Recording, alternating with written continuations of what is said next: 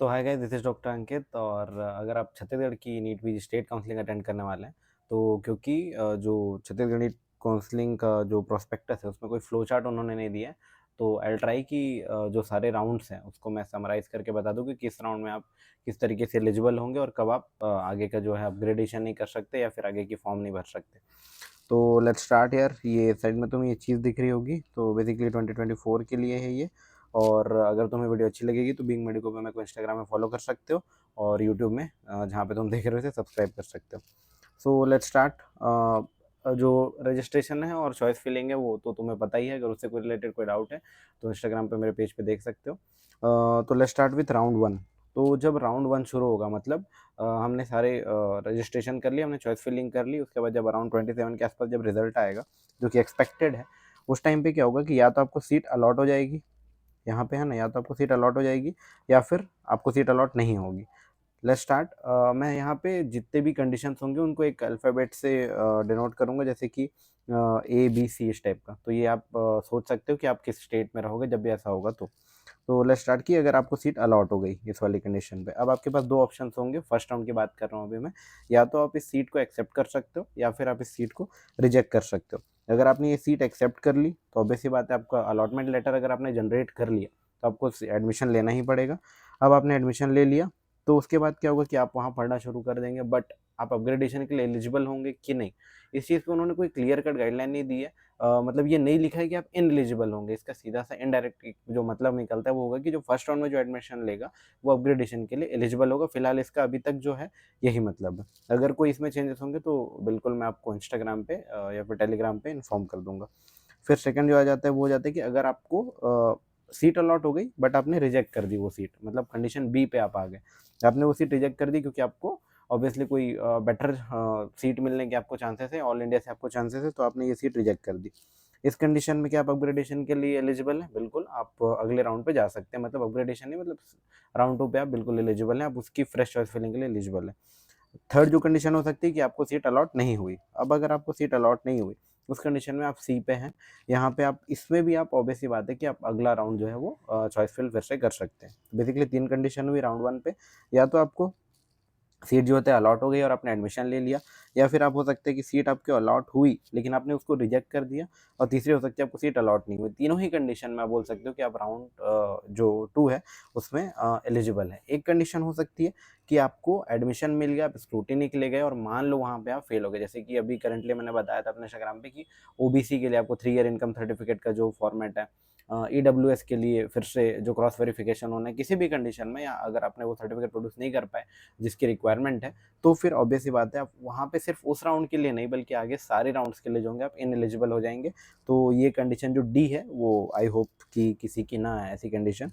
सो ये first round जो होता है खत्म हो गया। Let's start with round to. इसके बाद क्या होगा कि राउंड टू के लिए आप क्या होगा, फिर से रजिस्ट्रेशन होगा क्या? नहीं, लेकिन फिर से चॉइस फिलिंग फिर से होगी। आपने अभी जो भरा है वो उस टाइम पे नल हो जाएगी। तो फिर लेट्स स्टार्ट विथ कि राउंड टू में क्या होगा। राउंड टू में आपने फ्रेश चॉइस फिलिंग कर लिया। कौन कौन कर सकते हैं? ए बी और सी। मतलब ए जिसने एडमिशन ले लिया है, बी जिसने रिजेक्ट कर दिया था, और सी जिसका अलॉट नहीं हुआ था। ये तीनों, बस डी जो है वो आगे नहीं जा सकता। Let's start with fresh choice filling. जिसमें ये तीनों ने फ्रेश चॉइस फिल किया, फिर वही दो कंडीशन, या तो आपको कंडीशन जो होती है वो अलॉट हो गई सीट, या तो आपकी दूसरी कंडीशन कि आपको अलॉट नहीं हुई। लेट्स स्टार्ट कि अगर मान लो आपको सीट अलॉट हो जाती है और आप उस चीज़ को एक्सेप्ट कर लेते हैं, तो ये जो कंडीशन हुई ये हुई सीट, मतलब ये कंडीशन को आप बोलेंगे ई। और यहाँ पे आपने एडमिशन अगर ले लिया राउंड टू में, तो उसके बाद आप क्या करेंगे कि जो आगे की राउंड है उसके लिए आप इनएलिजिबल हो जाएंगे। ये बहुत ज़रूरी है, क्योंकि जैसे राउंड वन में आपको सीट मिलती है तो आप अपग्रेडेशन के लिए एलिजिबल हैं अभी तक जो गाइडलाइन उसके अकॉर्डिंग। लेकिन राउंड टू में अगर आपने सीट मिली, आपने उसे एक्सेप्ट कर लिया और आपने एडमिशन ले लिया, तो आप मॉप अप राउंड या फ्यूचर और आगे राउंड्स के लिए एलिजिबल नहीं है। ये बहुत इंपॉर्टेंट बात है, आपको ये चीज़ ध्यान रखनी चाहिए। लेट्स सेकंड चीज़, अगर आपने अभी भी सीट आपको अलॉट हुई और आपने फिर से रिजेक्ट कर दिया, तो अब क्या होगा? अब ऑब्वियसली आप कॉन्फिडेंट हैं कि आपको ऑल इंडिया से या फिर इसके आगे की कंडीशन में आपको अच्छी सीट मिलने वाली है। तो उस कंडीशन में आप मॉप अप राउंड यानी कि जो थर्ड राउंड है उसके लिए एलिजिबल तो रहेंगे, बट आपकी जो सिक्योरिटी फ़ी है वो फॉरफिट कर ली जाएगी, बिकॉज़ आपने इस टाइम पे भी रिजेक्ट किया और सेकंड राउंड के बाद उनको जो सीट है वैकेंट नहीं रखनी होती, तो आपकी जो सिक्योरिटी फ़ी है जो हम लोगों ने दी है वो बिल्कुल फॉरफिट हो जाएगी इस कंडीशन पे। लेकिन अभी आप एलिजिबल हैं, मतलब जो कंडीशन एफ वाला है वो आगे के लिए एलिजिबल होगा। लेट्स स्टार्ट विथ कि अगर आपको अलॉट हुआ ही नहीं इस सेकंड राउंड में भी, तो ऑब्वियस सी बात है आप मॉपअप के लिए एलिजिबल हैं और यहाँ पे आपकी कोई सिक्योरिटी फी फॉरफिट नहीं होगी। तो ये आपकी कंडीशन हो गई ई, एफ और जी। यहाँ पे एक ही कंडीशन पे बेसिकली आप ये बोल सकते हो जो एफ और जी है इन लोग जो होते हैं आगे जा सकते हैं मॉपअप राउंड के लिए, ई वाला तो नहीं जाएगा, मैंने आपको बता दिया। लेकिन जो एफ वाला होगा वो उसकी सिक्योरिटी फी फॉरफिट हो चुकी है और जो जी वाला है उसकी सिक्योरिटी फी फॉरफिट नहीं हुई है। लेट्स स्टार्ट कि राउंड 3 के लिए। अच्छा, एक डाउट जो लोगों को हो रहा है कि अगर मैंने राउंड 1 में जैसे ये वाली सीट आपको मिल गई थी पर आपने रिजेक्ट कर दी, तो क्या आपके लिए सेकंड राउंड पे वो सीट वैसे ही रखी होगी कि नहीं, आपने पिछले बार नहीं लिया था आप इस बार ले सकते हो? नहीं, अगर सेकंड राउंड पे आपसे अच्छे रैंक वाले ने सेम सीट भर दी, मान लो उसको अपनी सीट अलॉट नहीं और आपकी सीट उसने देख ली और आपने वो सीट छोड़ दी, बट आपसे अच्छे रैंक वाले ने वो सीट अपने चॉइस फिलिंग में भर दी, तो ऑब्वियसली बात है उसको पहले अलॉट होगा अगर वो एलिजिबल होगा तो आपसे पहले। तो सेकंड राउंड पे आप ये क्लेम नहीं कर सकते कि फर्स्ट राउंड पे मुझे मिला था, ये आप उस पर क्लेम नहीं कर सकते। तो ये राउंड 2 यार यहाँ पे जो होता है खत्म हो जाएगा। फिर अपन जाएंगे राउंड 3 पे। कौन कौन जाएगा? एफ और जी जाएंगे, क्योंकि ऑब्वियस सी बात है जो एडमिशन ले लिया वो इससे अब बाहर हो गया। राउंड 3 जो होगा वो शुरू होगा, उसको हम लोग बोलेंगे मॉपअप राउंड जो होता है, इसमें लिखा है।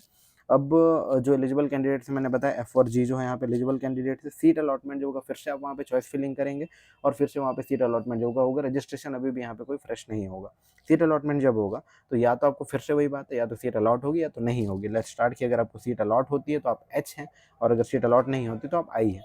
अगर आपको सीट अलॉट होती है विच इज़ एच, तो आपके पास दो ऑप्शन है कि आप एडमिशन ले लीजिए और उसी इंस्टीट्यूट में आगे पढ़ाई कीजिए। सेकंड ऑप्शन आपका ये कि आपने एडमिशन नहीं लिया और इसके बाद, लेकिन एक चीज़ कंडीशन है कि अगर आपने अभी भी एडमिशन नहीं लिया तो यार ऑब्वियसली एकदम आप कॉन्फिडेंट है कि आप ऑल इंडिया से या फिर लेने के मूड में नहीं है आगे फिर, क्योंकि आपको सीट मिली तो स्टेट से अब तो आपको ज़्यादा उम्मीद नहीं है, ऑल इंडिया से ही आप कुछ अच्छा लेना चाह रहे हैं। तो वैसे बात है इन दोनों कंडीशन पे आपको सीट अलॉट हो गई तो एडमिशन लें या फिर ना लें, आप आगे स्टे राउंड के लिए एलिजिबल नहीं होंगे। ये बहुत इंपॉर्टेंट है। अगर थर्ड या फिर स्टे मॉपअप राउंड पे आपको सीट अलॉट होती है, आप आगे के राउंड के लिए एलिजिबल नहीं है।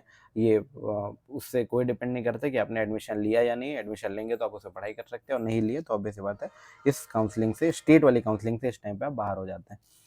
लेट्स स्टार्ट कि अगर आपको सीट अलॉट नहीं होती विच इज़ अ कंडीशन आई, तो आप बिल्कुल स्टे राउंड पे जाएंगे।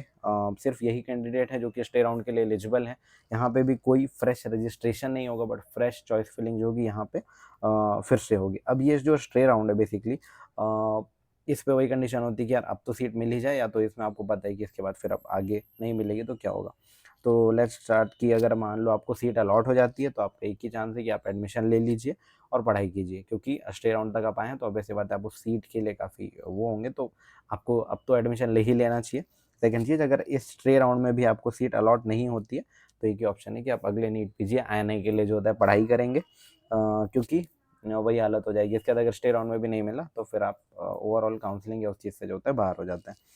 तो बेसिकली ये समरी थी यार। अगर इसमें तुमको कहीं पे कोई डाउट होता है, तुमको लगता है कि मैंने कहीं पे कुछ गलत बताया, तो बिल्कुल तुम कमेंट कर सकते हो। और ये जो पीडीएफ है, अगर तुमको इसकी जो मैंने शॉर्ट में जो समरी बनाई है, अगर तुमको ये चाहिए तो तुम टेलीग्राम का लिंक मैं नीचे डिस्क्रिप्शन में दे रहा हूँ, उससे तुम ले सकते हो। इसमें मैंने और भी 2023 की जो अलॉटमेंट लिस्ट है, जो ऑल इंडिया कोटा की फर्स्ट राउंड सेकंड राउंड की, इवन स्टेट कोटा की, मैंने वो सब चीज़ें डाल रखी है। ये वाला जो पीडीएफ है ये भी मैं उसमें डाल दूंगा, और उसमें ये सारे तुम देख सकते हो कि 23 वगैरह की इवन बॉन्ड डिटेल्स है, स्टाइपेंड है, ये सारी चीज़ें भी उसमें दी गई है।